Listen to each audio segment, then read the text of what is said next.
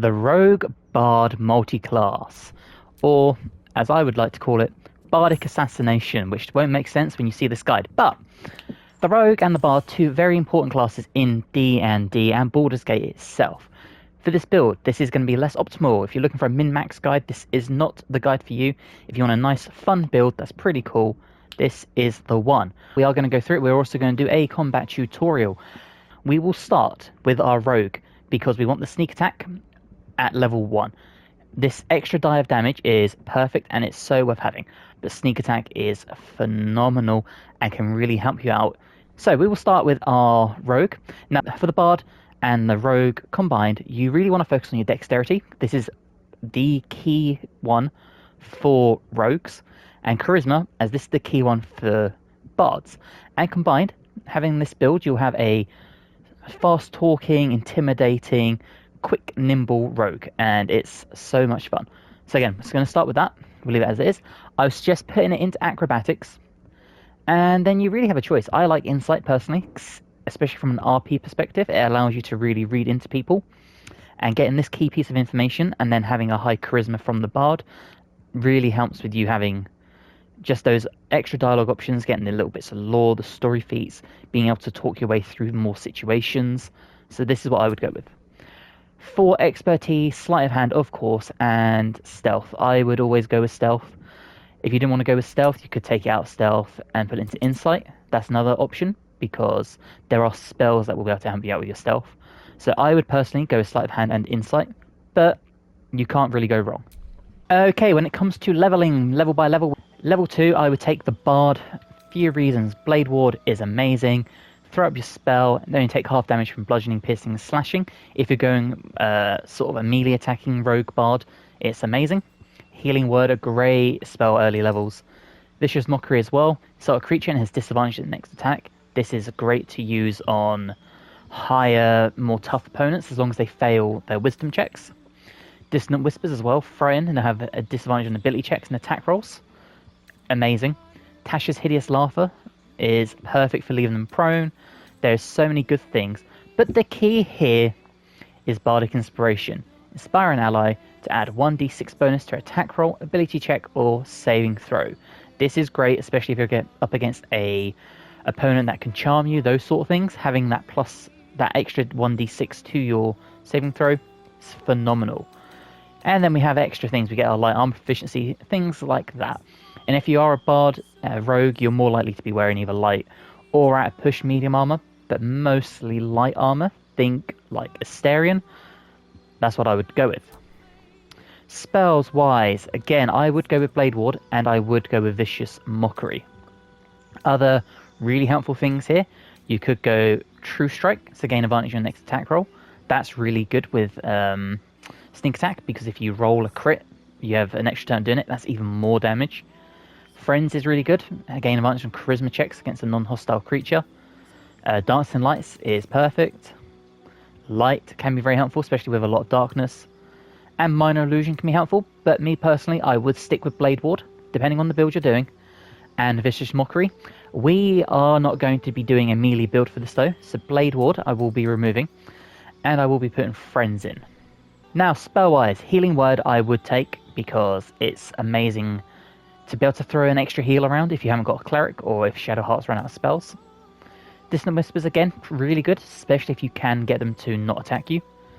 Tasha's Hideous Laughter, I think, is a key spell for any Bard. Being able to knock someone prone and then having your melee or your tank just wail on them is amazing. Heroism, so you can gain yourself or a target immune from being frightened. And 5 temporary hit points at early levels. I think this is only worth it for the extra hit points. I would remove this. And I would take, when I can find it, Bane is a great spell. I love Bane. It is concentration though. Thunderwave. I love the spell Thunderwave, and force damage, in my opinion, is very OP in this game. I would go with this. I would take Dissonant Whispers, Tasha's Hideous Laughter, Thunderwave, and Healing Word. Okay, you can pick any musical equipment here. We'll take a hand drum, because why not? We now have an extra skill proficiency, so we can put in multiple of these: athletics, arcana, history, investigation, nature, religion, animal handling, medicine, perception, survival, intimidation. I would go with either Perception or probably Investigation for this. Okay, we have reached level 3. We're going to take our Bard level 2. This gives us access to, press the wrong button, Song of Rest, so you and your allies are revitalized as though you would have taken a short rest. Basically meaning that if you end up in a big battle, you have a extra version of short rest you can take and it will help you out amazingly. You gain back your hit points, your spell slots, all that sort of good stuff. And Jack of all trades, we get to add half our proficiency bonus, rounded down, to ability checks that we are not proficient in. This rounds us out more from an RP aspect, not really a combat benefit, but for your role playing, for your dialogues, this can come in amazingly helpful. And 24 HP at level 3 is pretty good. We also get an extra level 1 spell slot. Now we can take one more thing, and from here I would take Bane. It is a concentration spell, but if we're keeping far at the back, taking 1d4 penalty to attack rolls and saving throws can really turn a tide of a battle. Okay, at this point I would replace spells. So I have removed Dissonant Whispers, and I would put in Fairy Fire. All targets within the light turn invisible, and attack rolls against them have advantage. This is a lifesaver, especially against enemies that can turn invisible, and there are multiple enemies that can turn invisible, and this will save your butt, I promise you.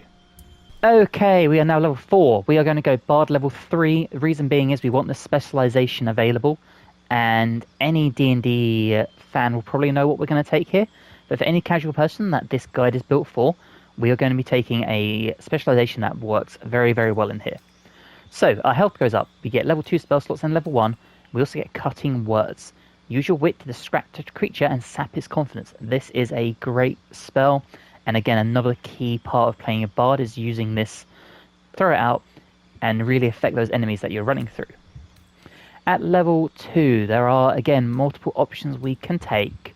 At this point, I would take Speak with Animals, just because this is a very helpful spell, and it really can help you gaining some advantage in battles or in, not an insight check, but the insight into the game itself.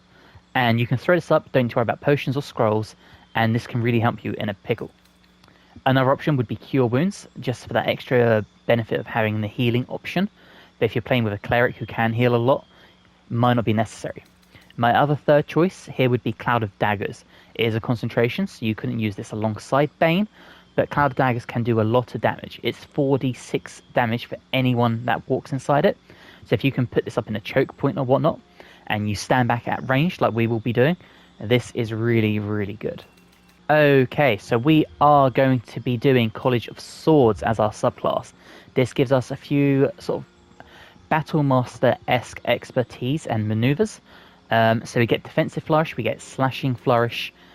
Now, Defensive Flourish, we attack defensively, increasing your armor class by 4 if you hit, which is incredible, especially when we're in light armor. This can really help bulk us out.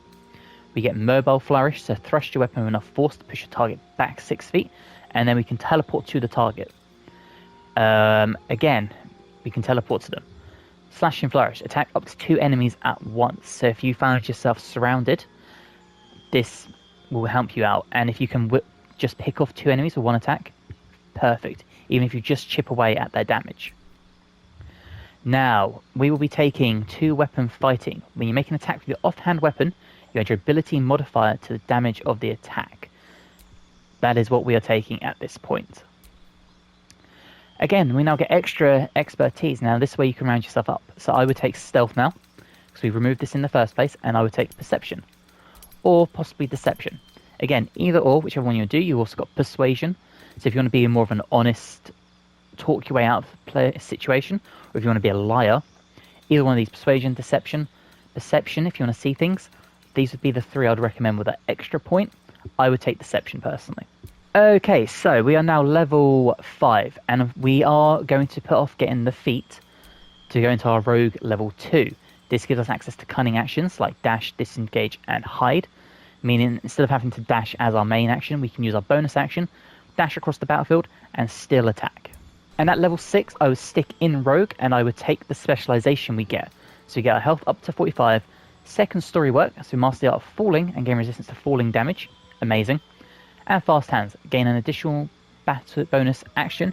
You might be wondering how this comes. It's because we are taking the 5th subclass. Now, most people would take Assassin for the Assassinate, Ambush, and whatnot. I think thief is better, because if we take the additional bonus action, it means we not only can attack with our main hand, we can then attack with our offhand once, and then do a second bonus attack action. Or we could do a main attack hand, an offhand attack, and then cast a healing spell. That sort of situation.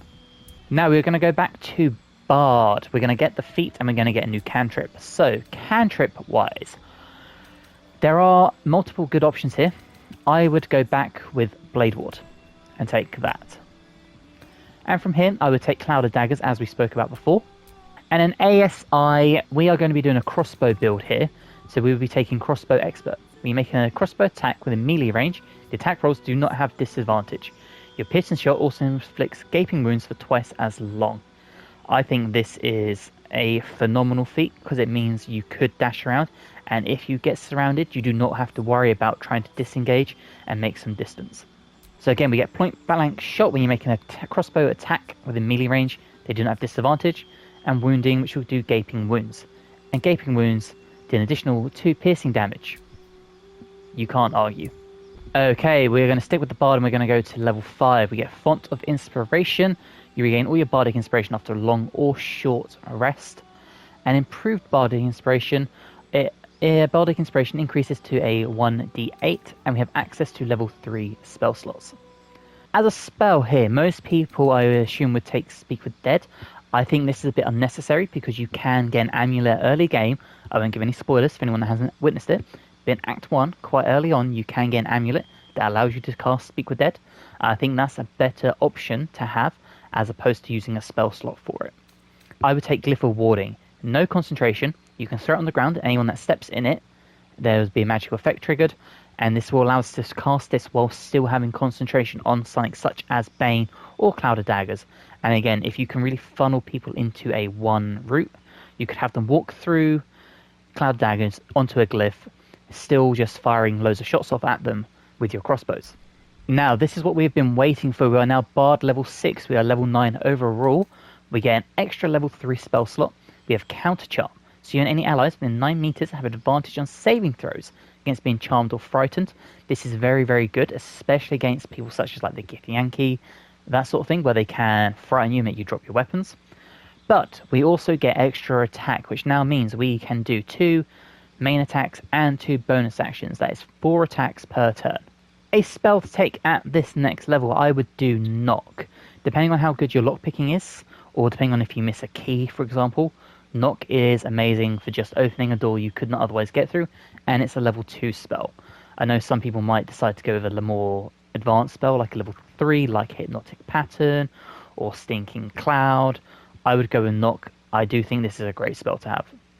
Okay, we're going to go level 7 for our Bard next, so we get a level 4 spell slot. Again, lots of good options here. Freedom of movement is amazing, because there are multiple times they will throw grease on the floor, or ice, those sorts of things. Greater invisibility, again, a great spell. Polymorph can be very helpful. You throw it on a really tough enemy, and they'll just turn into a sheep or whatnot. I've used this, and it's great. Other options like Dimension Door can be very, very good. And then Confusion. Befuddle a group of creatures, cause them attack at random. Again, another helpful spell. Me, myself, I do think Dimension Door is the great option here, just to allow you and a member of your party to move around the battlefield a bit more easily. Okay, we are now at Bard level 8. We're going to stick with Bard for this, because we get another feat. We can choose one more spell.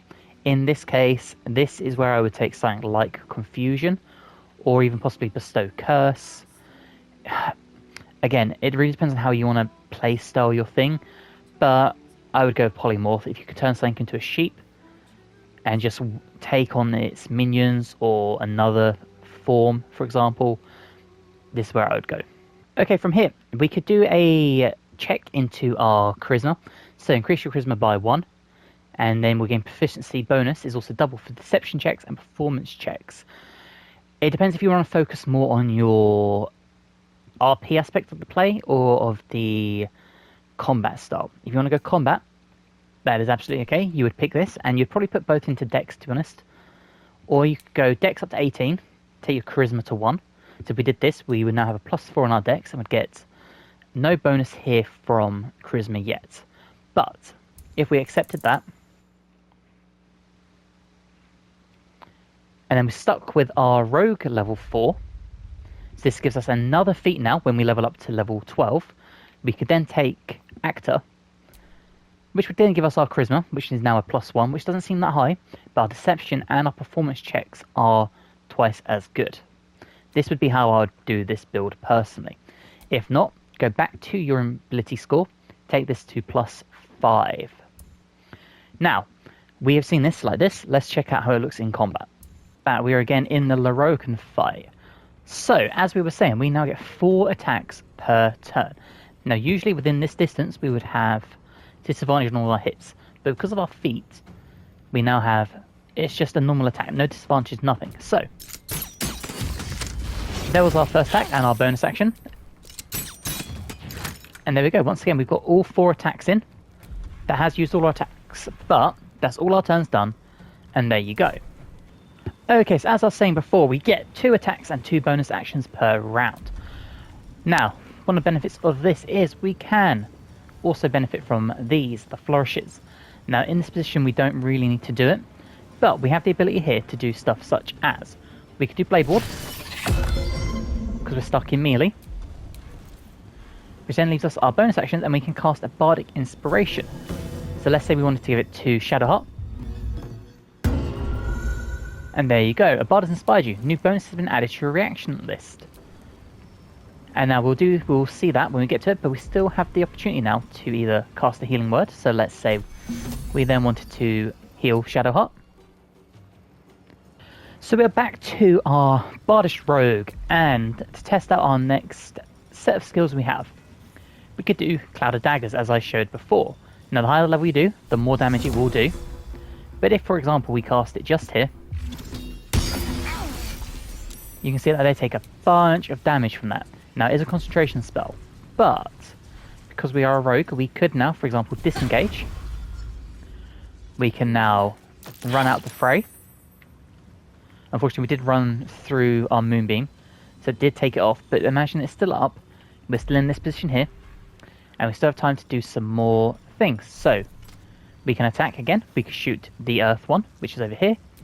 We could, for example, heal ourselves up, considering we just took some damage. Like that. Okay, to show off a few other things our Bardish Rogue can do.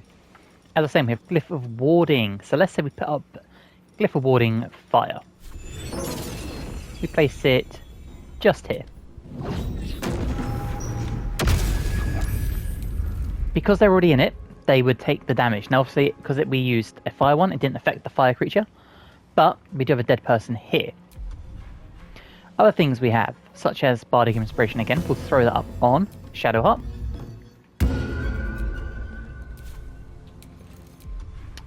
And then because we still have another bonus action, we will disengage. Breathe deep and move. And we'll come this way. Okay, once again, let's show off a few other things. So, we've done Cloud Daggers and we've done Glyph of Warding. Things like Flourish. So, slashing Flourish, we can attack 2 enemies at once. So, for example, if we shot this person, we get 2 projectiles. So we could do this. Really, really good skill. 2 hits in 1. It's almost like a split arrow, which is amazing. We also have things such as Defensive Flourish. So, attack defensively. If we look at our character, in our sheet, we currently have a armor class of 16 in the bottom right. If we were to shoot them, we now have an armor class of 20, which makes us very, very difficult to hit. Which is a great thing to do if you are in the middle of a bunch of melee and you're surrounded. It's great to bump your AC up, and if you throw things on top such as Shield of Faith and whatnot, you can really bump your AC to higher levels. And we still have an opportunity to then shoot again. So lots of versatility in this class, lots of ways to make yourself very nimble, dance around the battlefield, but make yourself with such a high AC and such amazing skills. And that AC we just made of 20 is using the most basic of armor. 11 armor class, we have no special boots, we have no gloves, no rings, no amulet, no cloak or helmet, and we got an AC of 20 just from focusing on our dexterity and from using our bardic abilities. So that is my Bardic Assassination, Bard Rogue Multiclass. Let me know what you think in the comments below. What would you change? What would you add? A few other tweaks you could do if you wanted to be a bit more intricate. You could take 2 levels of Fighter to get Action Surge instead. Hit those 8 attacks per turn. You could take 3 levels of Gloomstalker and get Dread Ambusher, for example, and get Archery as a fighting style, which would really build up your crossbow abilities if you were going down that route. But let me know what you would do differently. And if you haven't already, I am playing this game on my channel as a Let's Play, so feel free to come and hang out in that. Every episode is a premiere, so I'll be in chat. Come say hi. Come follow me on Twitch over at twitch.tv/Nudangs, where I'm doing a Dark Urge playthrough, where we're going to do some really fun multi-classes and use a bunch of hirelings, and you guys can customize the hirelings to however you want. And let me know what guide you want to see next. But until then, if you haven't already, please drop a like, helps me amazingly. If you're new and you're not subscribed but you'd like to, that'd also be amazing. And hopefully, guys, see you in the next one. Bye, guys.